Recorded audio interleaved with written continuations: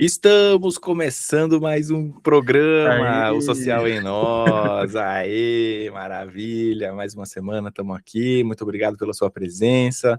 Eu sou Guilherme Arinelli, psicólogo, professor, e estou aqui com meu parceiro Matheus Rocha, sou psicólogo, professor também. Estamos aqui para mais um episódio, felizes da vida.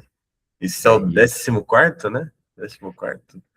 Acho que é, não Acho que sei. é. Acho que é, que a gente vai fazendo aí e vamos Isso, embora. Quando a gente chegar em 100, a gente faz uma festa aí. isso. Faz uma É o gravação ao vivo. centésimo. Eu tenho um podcast que eu escuto que ela fala assim, esse é o 100º, 200º, não sei o que ela fala, Nossa, caramba. mas aí vai um rolê, né? Por isso que eu nem falo o número, que tá tudo bem. Já faz, já. E agora, com a volta às aulas, etc e tal, eu queria só deixar aqui o meu agradecimento a alguns alunos que vieram falar comigo, falando Uhum, que ouviram a gente, cara, durante as férias, uhum, e ouviram a gente no trabalho. Queria mandar um abraço para a Evelyn, especificamente, que veio falar uhum. para mim, que ouviu o nosso podcast durante o trabalho dela, que, Caramba. né, não sei o quanto isso é adequado, mas se ela tá falando que ela ouviu, tá tudo bem. E tá podendo, né? Então, muito obrigado a você que está acompanhando a gente aí, o nosso podcast desde o início, ou não também, que chegou agora, Uhum. enfim. Mas não esquece, por favor, de compartilhar, de fazer uma avaliação no Spotify. A gente está crescendo os números aí, tanto no YouTube quanto no Spotify. Uhum. Então, compartilhe com as pessoas, que isso ajuda bastante aí Sim. o Social em Nós, o nosso podcast. Falando de alunos, né, também voltaram às aulas, e ontem acho que eu comentei isso em algum episódio para trás, ontem eu comecei a disciplina de Psicologia Sócio-Histórica, na onde eu dou aula, e Uhum. foi muito legal, e aí no final, alguns alunos também já estavam escutando, tá? Porque eles me Ah, que perguntaram, legal. no final do semestre, eles perguntaram, como que dá para ir estudando? Eu falei, gente, escuta o podcast. Aí Boa. o conteúdo complementar que eu falei da disciplina vai ser, escute o podcast, porque aí vocês Isso, escutam para além isso aí. da sala de aula aqui. Então, os E para alunos do quem... Senac que estão aí, escutem o Boa. podcast. E já aproveitando, para quem não sabe, nós temos um grupo de estudos Exato. chamado Coletive, que você pode acessar em coletive.com.br, e a gente também tem no Instagram ColetivePHC. Então você pode participar do nosso grupo de estudos também, que também é uma Sim. excelente maneira de você estudar psicologia histórico-cultural. A gente já falou lá sobre neuropsicologia, sobre clínica, sobre prática na clínica com crianças, já falamos sobre redução de danos, já falamos sobre o Vygotsky, o Lurie, o Leontiev, já falamos sobre Spinoza, dialética, enfim, já falamos uma porrada de coisa, e todo o conteúdo fica gravado lá e disponível na plataforma. Então, é só você acessar, se inscrever no grupo de estudos, você já vai ter acesso a todas as gravações, e também vai ter acesso aos encontros ao vivo que a gente faz aos sábados, das 10 ao meio-dia, quinzenalmente, online, né? Então, você participa do nosso WhatsApp, e aí você sabe quando que vai ter os encontros ao vivo, você pode entrar e a gente sempre tem um texto aí que embasa a nossa discussão. Sim. Então, Estamos é aí. isso. Recados dados, né? Acho que é isso. Beleza, maravilha. Agora Muito bem. mais recado, mentira. Agora, vamos lá, que o nosso tempo é curto. Hoje a gente vai falar sobre um tema que me é bastante caro e importante, acho que para o Matheus também, A porque, gente né? poderia dizer que acho que esse tema que nos conectou, né? Assim, Acho que sim. Não, com certeza foi, né? Na assim, verdade. sim. A gente já abordou esse tema de uma outra forma aqui no podcast, alguns programas anteriores, que é sobre a perspectiva de futuro dos adolescentes do ensino médio público, né, aqui no Brasil. E este tema está sendo, eu ia falar patrocinado, mas não é patrocinado, né? Ele está servindo à divulgação, está sendo promovido pelo livro que eu publiquei recentemente, junto com a professora Vera Trevisan, que é derivado do meu mestrado. Então, a gente não é exatamente o meu mestrado, é importante dizer isso, não é a minha dissertação. A gente, de fato, escreveu um livro em cima da dissertação, né? Então, falando aspectos mais pessoais também, da experiência, de como é que foi, reflexões e tal. E aí A surgiu questão esse da livro. atualização também, né? E, tipo, porque você, do mestrado, você fez. Quando você defendeu o mestrado? Foi 2017, início de então, e aí? 2017. E aí, não, mentira, final de 2017. E aí tá fazendo 10 anos que esse trabalho foi feito, porque eu comecei ele em 2016.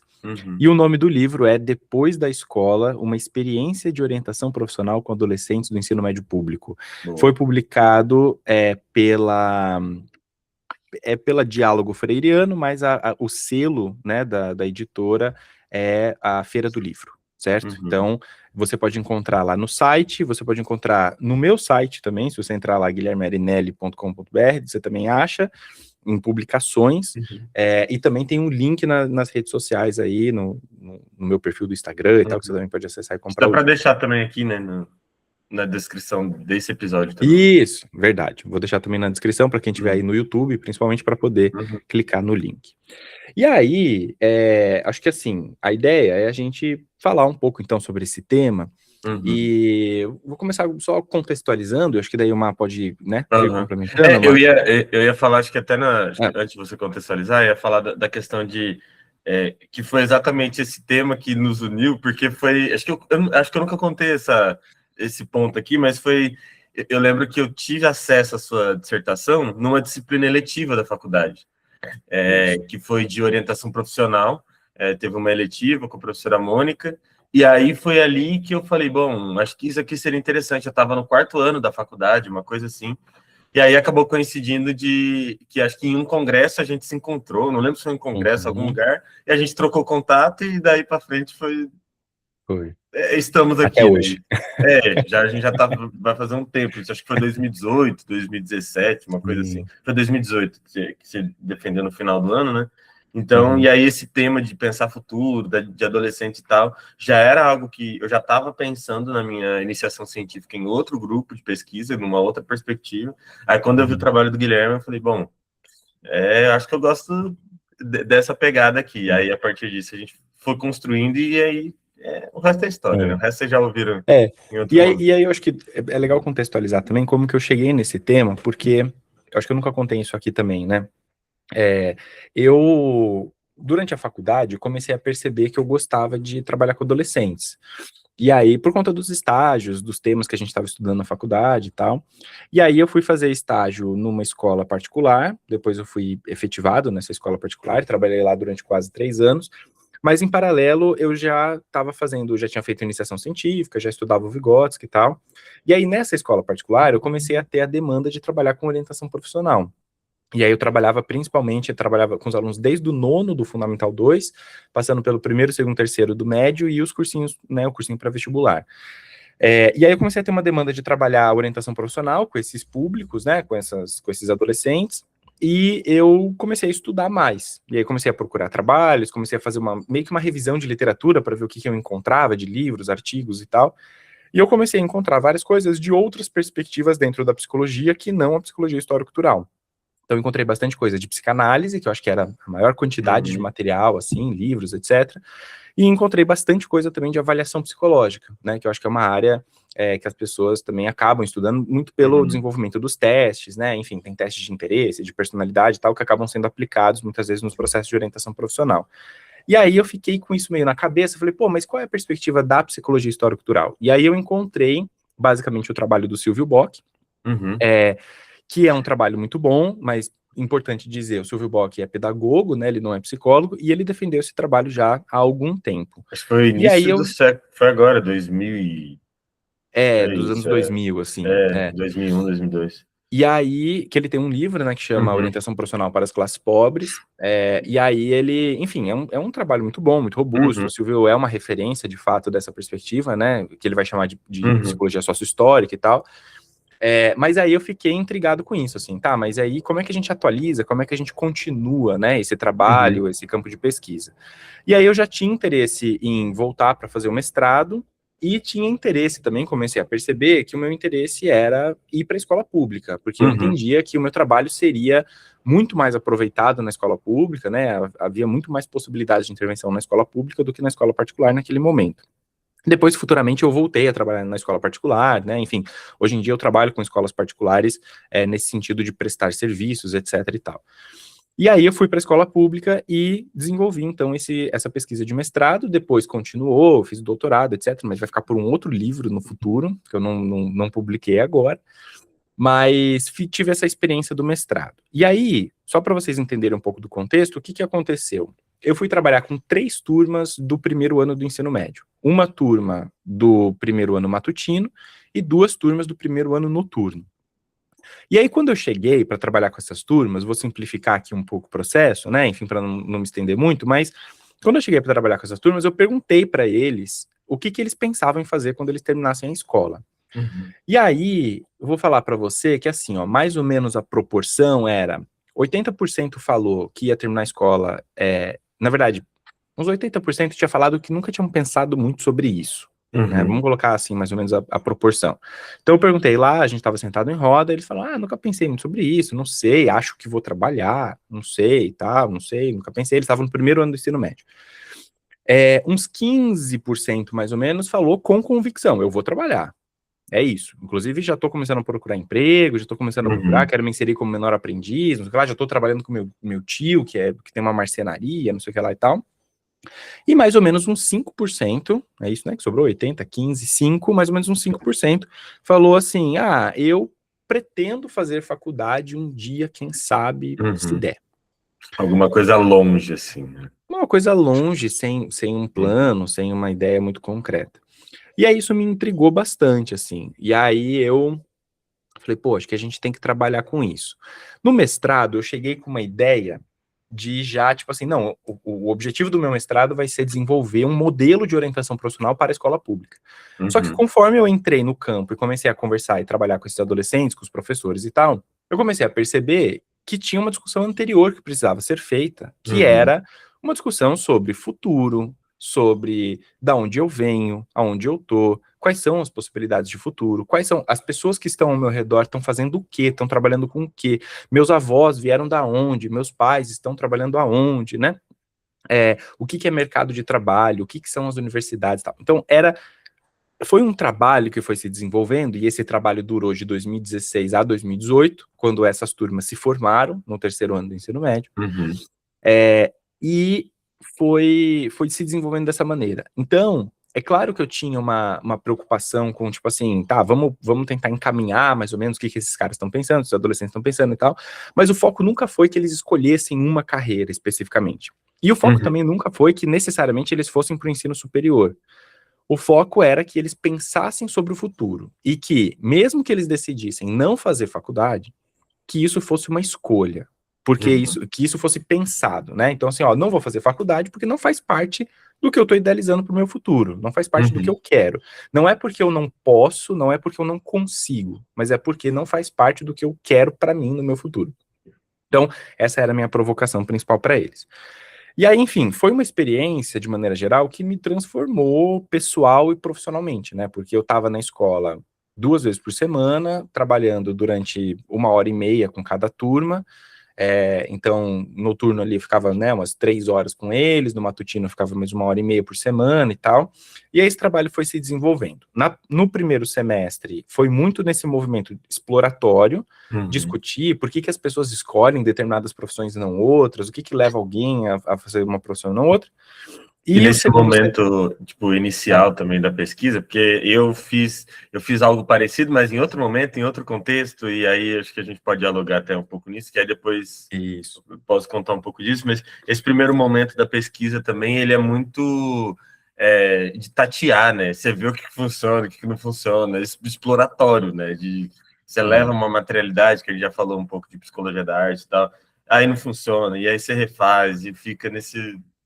E acho que principalmente dentro dessa perspectiva crítica que a gente assume, né, nesse modelo de pesquisa-intervenção, Exato. né, ou pesquisação, enfim, né, então essa ideia de que a pesquisa se constrói na medida em que você está no campo, fazendo as coisas e tal, e que elas se alternam de posição, né, a pesquisa e a intervenção. Enfim, e aí só para resumir então, no primeiro semestre foi mais esse movimento exploratório, e no segundo semestre eu levei profissionais para conversar com esses adolescentes. Eu perguntei para eles que profissionais que eles gostariam de conversar, de saber um pouco mais da profissão, da carreira, etc. E aí eles decidiram lá alguns profissionais, então eu levei advogado, levei farmacêutico, levei um fotógrafo, levei uma pilota de avião, né, assim, ao longo dos anos, levei uma veterinária, levei um ator, levei jornalista, enfim, levei uma galera, né, levei engenheiro também, enfim, levei uma galera, para falar com esses adolescentes. E aí uma coisa que me chamou a atenção é que esses adolescentes ficavam muito interessados com as histórias de vida dessas pessoas, mais até do que a profissão em si, né? Claro que tinha uma conversa ali mais de informação, mas muito sobre a história de vida.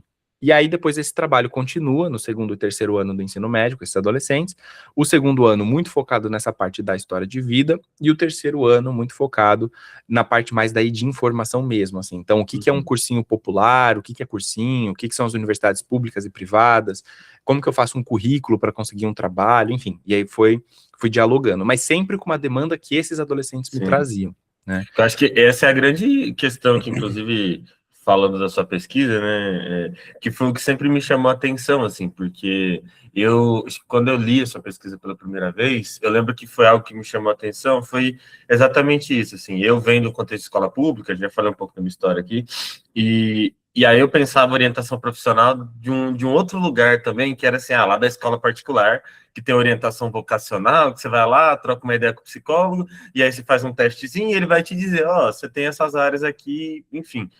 E aí, acho que o que destaca no seu trabalho, que eu acho que é a grande questão que a gente pode falar de inovadora, que inclusive eu me inspiro muito para fazer o mestrado e o doutorado também, é que parte da realidade deles para poder construir alguma coisa. Não é alguma coisa que vem de cima e aí fala assim, porque assim, acho que a própria ideia de orientação vocacional nesse sentido, ela parte de um pressuposto que vai ter o ensino superior, né? E aí, quando você está num contexto de escola pública, isso não é pressuposto, porque não é a realidade. Aí a gente questiona, não é realidade, então logo não vai fazer isso? Não, mas tem que poder construir isso. Eu sempre falo, sou o primeiro da minha família a fazer ensino superior.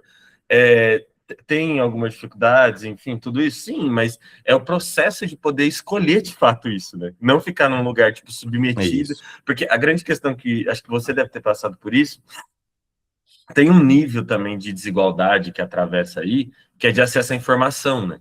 Então, assim, pelo menos comigo, eu tive essa experiência de não saber o que era o ProUni, de não saber o que era o SISU, de não saber que, por exemplo, a gente fez, eu não sei se, enfim, de não saber, por exemplo, o que é a universidade pública, e aí nem saber, por exemplo, a Unicamp é a universidade pública, tipo, como assim, lá não paga para estudar? Então, é esse nível de discussão que você fala, bom, são coisas muito anteriores a pensar assim, que profissão eu quero seguir. É uma coisa muito anterior, né? Que assim, Má, eu acho muito importante isso que você tá falando, porque às vezes quem tá de fora tem uma ideia que assim, não, mas hoje os adolescentes estão na internet o tempo todo, eles estão informados, eles sabem, não sei o que lá, mas não sabe, não sabe, porque tem o acesso a algumas informações específicas. Não adianta você só entrar no Google e colocar lá qualquer informação, né? Ou na inteligência artificial hoje em dia. Você precisa saber construir a escolha. Essa é uma discussão que eu faço no meu trabalho, né? O processo de escolher, ele é uma habilidade, ele é uma competência, como você queira chamar, mas é uma coisa que a gente aprende a fazer. A gente aprende a escolher. A escolha não é algo que está dado, né? E também não é uma correlação direta. Eu sou bom em português, então eu vou fazer letras, eu vou fazer direito, né? Não é isso. E aí, isso é uma outra discussão que se tem, porque se eu não vou trabalhando com os adolescentes e com as crianças ao longo da vida deles, processos de escolha, porque olha só, na escola, de maneira geral, na escola pública também, consequentemente, mas no modelo formal de educação, os adolescentes não participam da decisão do conteúdo programático, por exemplo, que eles vão estudar. Eles não participam, na verdade, de nada. Eles não participam do modelo de aula, da decisão do modelo de aula, do conteúdo, né? Eles não participam do calendário, da decisão do calendário acadêmico, não participam de nada. Então, assim, se eu não posso participar dos processos decisórios, né, nas instituições que eu estou inserido, e aí em casa, muitas vezes, ele também não decide nada, porque são os pais que decidem, né, os responsáveis que decidem. Então, esse adolescente, essa criança, ao longo da vida, nunca tomou grandes decisões que impactaram o rumo da sua vida, né, o direcionamento do rumo da sua vida. E aí a gente espera que, de repente, no terceiro ano do ensino médio, esse adolescente saiba escolher. Ele saiba o que ele quer, ele saiba para onde ir, por que ir, quais são as informações das universidades, grade curricular, média salarial, mercado de trabalho. A gente espera que ele simplesmente tire essas informações. E nem só isso, tipo assim, o vestibular, como se inscreve, tem um prazo, porque aí eles estão no terceiro ano, eles têm que se inscrever no Enem em abril, maio. E aí eles nem sabiam disso. E aí, tipo, e agora tem que pedir isenção, né? Acho que nessa época acho que ainda não. Já era automático. Mas aí pediu isenção. Então, tipo, são muitas coisas que vão envolvendo aí, né? Esse processo. Exato. E aí, por isso que eu acho que, assim, parte do trabalho era começar de um ponto anterior. Que era começar de um ponto do tipo assim, olha, o que passa pela sua cabeça? Quando você pensa no futuro da tua vida, o que passa pela tua cabeça, né? E aí, teve uma outra informação que era interessante, que daí, se você quiser fazer o link com a tua pesquisa da imaginação, acho que é legal, normalmente passavam, eles faziam produções, né, a gente discutia isso e tal nas atividades, e aí, basicamente, passavam 2 cenários. Um cenário que era mais fatalista, assim, de alguma maneira, que era tipo assim, o que passa na minha cabeça é que eu vou continuar morando nesse bairro, fazendo as mesmas coisas, eu vou ter a mesma vida que a minha mãe tem, meu pai tem, meu irmão tem, não tem muita possibilidade de melhoria, eu vou ganhar um salário aqui em qualquer lugar, é isso, no máximo vou comprar minha moto, vou casar, vou ter um filho e tal, e é isso, a vida tá dada, tá posta. Por outro lado, tinha um outro grupo de adolescentes que trazia uma resposta, que era uma resposta da fantasia. Que era, o que eu espero do meu futuro? Eu espero que eu lembro de uma adolescente que ela falou, não, eu vou morar fora do Brasil, eu vou conhecer todos os países da Europa, eu vou conhecer acho que era o príncipe lá da Inglaterra, lá, eu vou casar com ele, sabe, vou ter um relacionamento com ele, e aí meus filhos vão ser príncipes, sabe, assim, tipo, vai para um outro lugar, que é uma fantasia completamente desconectada da realidade presente, né? Então, oscilava entre essas duas perspectivas, uma perspectiva muito fatalista e uma perspectiva muito fantasiosa, às vezes muito fora da realidade, que se assemelhava, assim, a um pouco da fantasia dos filmes, né, dos outros cenários. E aí essa foi uma outra discussão que a gente foi fazendo. Então, como que eu posso pensar a minha realidade não de uma maneira estanque, Dada, determinada, né? dada, Não tem o que fazer, né? Mas ao mesmo tempo, também não ir para um lugar que se desconecte completamente disso, porque também, senão, eu posso, né, ficar numa idealização eterna sem realizar também muitas coisas. Então, não, eu hoje, aos 34 anos, acho que vou jogar 5 Copas do Mundo. Pô, não vai jogar 5 Copas do Mundo, né? Essa realidade não vai acontecer. Mas, se eu tenho o desejo de jogar bola, por onde, a partir da minha realidade, eu posso construir algo em direção a isso, a esse horizonte, né? Ou de reorganizar, né? Porque eu acho que aí, inclusive, que é o que... Isso foi no meu mestrado, aí eu vou lançar a mão de um participante que foi meio do seu doutorado, do meu mestrado, que foi exatamente isso, né? Que ele tinha o sonho de ser jogador e tal. Aí só para contextualizar, gente, senão vai parecer um papo, né, desconectado, é que no mestrado, foi durante a pandemia, o meu mestrado e o Gui estava terminando o doutorado. E aí, como não tinha escola, não tinha aula presencial, os participantes da minha pesquisa de mestrado foram jovens que participaram dessa pesquisa do mestrado e do doutorado, acho que do doutorado também, né, Gui? Tipo, boa parte do doutorado, né? E aí a gente entrou em contato com eles para poder fazer quase que esse relato de como que foi participar desse processo, né? E aí um dos participantes, que está lá no meu mestrado, ele conta algo exatamente, acho que concretiza esse processo, né? Porque ele fala, olha, eu queria ser jogador, só que aí eu fui lá, fiz o teste, e aí deu um problema de saúde, e aí não pude mais ser jogador. E aí ele falou, mas aí eu vou pensando, e aí ele falou sobre a possibilidade de ser psicólogo do esporte ou educador físico para trabalhar com futebol. E aí é esse o ponto de que a gente fala de que, assim, e aí eu volto para as questões até teóricas, né? Acho que o Vygotsky fala isso lá, porque você falou de vontade, né? De desenvolver a volição. Eu lembro da Lilian falar disso, de pensar isso enquanto função psicológica, porque isso é algo que precisa desenvolver, né? E aí, partir daquela realidade, tipo assim, fico pensando, pô, adolescente, boa parte dos adolescentes no Brasil hoje, hoje nem tanto, mas um tempo atrás era assim, quero ser jogador de futebol porque o futebol promete tudo, assim. E aí, esse adolescente, jogando bem, jogava bem e tal, e aí, de repente, ele se vê com uma informação de que impossibilita, ele poderia também acabou, tipo, não, de reorganizar, de repensar, que isso é o processo quando a gente está falando de, seja orientação profissional, ou até mesmo reflexão sobre o futuro, é de você pegar essas informações que você tem e falar, tá, e aí, o que eu vou fazer com isso? Porque acho que quando você fala dessa coisa de olhar para a realidade, foi um pouco do que eu encontrei na minha pesquisa no doutorado, no pós-pandemia, né? Porque eles estavam um pouco nesse movimento de, não tem muito o que fazer, a gente está no terceiro ano aqui, ficou 2 anos em casa e o Enem não vai adiantar nada, então, e aí, o que eu vou fazer? E aí foi esse processo que a gente foi construindo, inclusive a gente pode fazer eu não fiz o livro, mas a gente pode falar em um episódio aí da pesquisa com mais calma, e aí, acho que de ir construindo, porque acho que a grande questão é que você começa isso, né, Gui? Acho que no grupo em si, quando você está fazendo mestrado, aí tem outros trabalhos também que estão discutindo a mesma coisa, que acho que inaugura, de certa forma, acho que não de certa forma, inaugura um modo de fazer uma orientação profissional na escola pública que não vai pensar de uma coisa puramente instrumental, no sentido de vou dar informações aqui, vou dar uma palestra, vou falar sobre isso, e aí agora vocês tomam uma decisão aí. Não, é poder construir com eles o processo da tomada de decisão, o processo de fazer uma escolha. Porque aí, de realmente fazer uma escolha.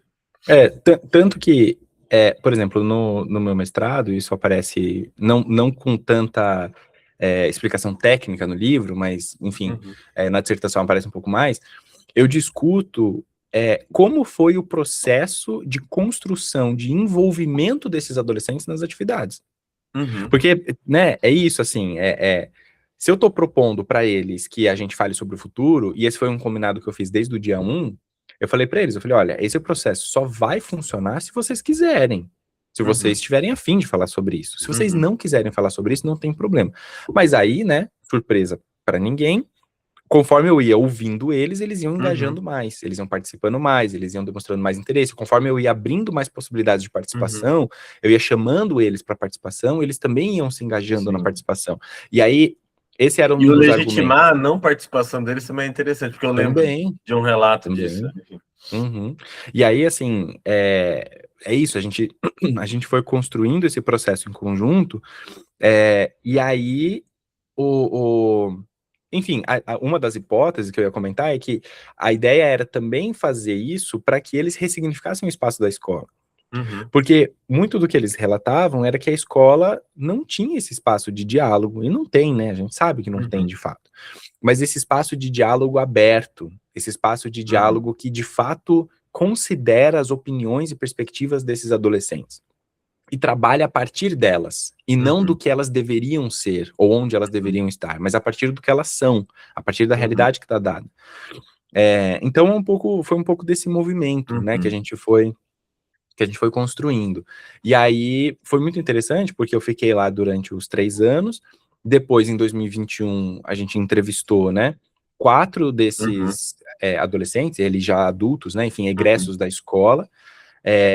E aí, então, 5 anos depois de ter começado o trabalho, em 2016, e aí agora esse ano está completando 10 anos desse trabalho, né? Então, teve uma colega minha da faculdade que até falou isso para mim, falou, seria interessante publicar algo, tipo assim, né, 10 anos depois, o que aconteceu com algum, porque eu tenho contato com alguns deles. Como que é o nome?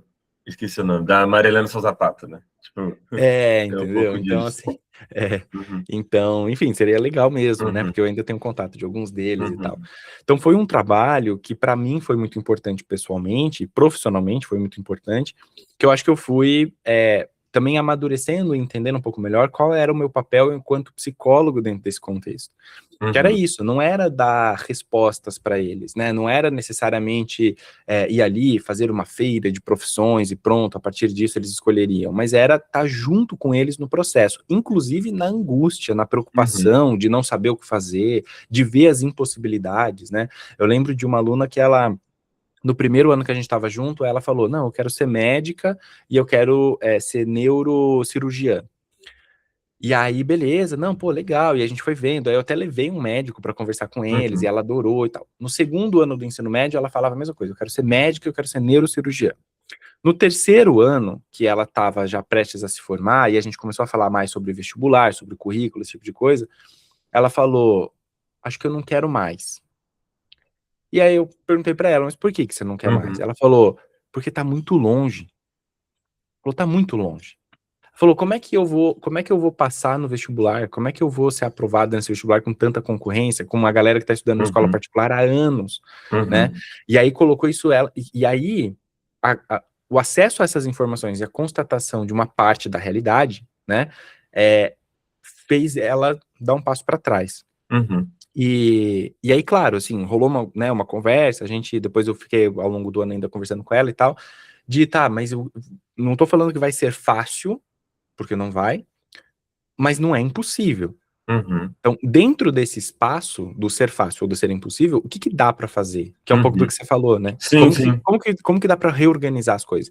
E aí eu comecei a ver com ela possibilidades de cursinho popular, que ela poderia participar. Ela fazia ensino médio noturno, né? E aí só que daí por outro lado ela estava precisando trabalhar, então aí começava a vir a demanda do trabalho, do dinheiro para ajudar em casa e tal, enfim. Então, é isso, né? Assim, é ir tomando consciência da realidade, do lugar que a gente está partindo e para onde a gente pode ir. Sim. Querendo ou não, acho que, pegando em síntese, é aquele processo de conscientização que o Paulo Freire fala, né? Que ele não é nós, enquanto profissionais, a gente vai levar lá a conscientização, mas ela é construída né? Isso, e acho claro. que é basicamente isso, assim, né? O que faz. E acho que pensando agora, você, né? Tipo, acabou de terminar o livro e tal. O que você pensa? Tipo, qual que é a ideia do livro, assim, tipo, para você? Tipo, onde você quer, tipo, seu objetivo com o livro, assim, acho que contando um pouco desse processo, e até, acho que Coroa também é um processo de coroar também esses 10 anos, mas o que você pensa, tipo, agora virou um livro, né? Que aí é uma outra proposta também do que uma tese, uma dissertação, enfim. Cara, assim, a ideia principal do porquê fazer o livro foi acessar mais pessoas fora do meio acadêmico. Então, é uma constante, né, que a gente tá, inclusive aqui com o podcast, tá, que a gente tá tentando buscar. Então, até por isso que a gente tirou a parte mais dura da dissertação, assim, de método, objetivos, né, instrumentos, etc e tal, porque isso não interessa o grande público e tal. E assim, a minha principal motivação foi acessar mais pessoas com o trabalho, porque eu acho que é um trabalho que vale a pena ser compartilhado. E um objetivo que eu tenho é que esse livro possa inspirar as pessoas a também se aproximarem da escola pública, ou de profissionais, psicólogos que estão chegando agora na escola pública, pensando o que eu posso fazer aqui, por onde que eu posso ir. Então eu queria conversar com esse profissional, sabe? Esse profissional que não tem muita experiência na escola pública, ou que está chegando agora, mas que quer fazer um trabalho, ou que tem curiosidade e gostaria de fazer algum trabalho em alguma escola e tal, para se inspirar um pouco, né? Assim, pensar, né? Compartilhar também essas experiências e tal, para que esse profissional possa ter um pouco mais de recurso e pensar por onde ir. E aí é uma linguagem mais acessível, mais uma conversa, né? Enfim, é um livro que eu gostaria que gerasse reflexões nas pessoas, assim, né, sobre também que realidade é essa, aonde que está a escola pública, quais são as possibilidades que a gente tem ali, o sucateamento, né, o comprometimento que isso causa no futuro de vários adolescentes, né, então é um pouco nesse sentido. E, cara, assim, particularmente, eu espero que seja o primeiro de muitos livros, assim, né, de publicar outras coisas. Já falei para você, acho que a gente pode publicar algo junto, né, pensando nos nossos Principalmente dessas trabalhos. entrevistas também, né, acho que é o ponto que une mesmo, né, assim. Eu acho que a gente ainda pode fazer muita coisa em relação a isso. É isso, né, é fazer com que o trabalho chegue a mais pessoas, seja mais acessível. Acho que um pouco desse Acho que é desejo. o nosso objetivo, assim, de modo geral, né, eu falava disso em sala de aula essa semana também, falando para os alunos e tal, por isso que a gente faz o grupo de estudos, por isso que a gente está aqui gravando esse podcast, por isso que a gente faz publicações, e é isso, assim, até mesmo acho que pelo menos eu penso nisso, até quando a gente faz publicação acadêmica, científica, a gente está pensando em ser mais acessível, né, então acho que a gente está chegando, né, mas agora publicamente já falei, mas parabéns pela publicação do livro, acho que Valeu. eu fico muito feliz, assim, de ver o livro também, e acho que é isso, né? Acho que a galera ter acesso, vocês podem comprar aí, deixar no... Tem, e uma outra coisa, é só versão física ou tem e-book também? Como que é?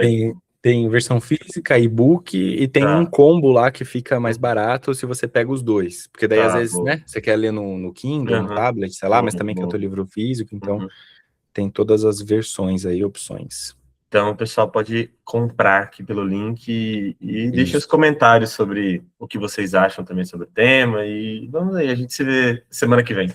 É isso. Má, muito obrigado a você que acompanhou aí o nosso programa. Deem sugestões de outros temas que a gente pode conversar. E é isso. Conversem com a gente nas redes. E quem comprar o livro aí, compartilha nas redes sociais pra gente. Marca lá, Guilherme Erinelli. Isso, é isso. Valeu, gente. Falou. Um abraço.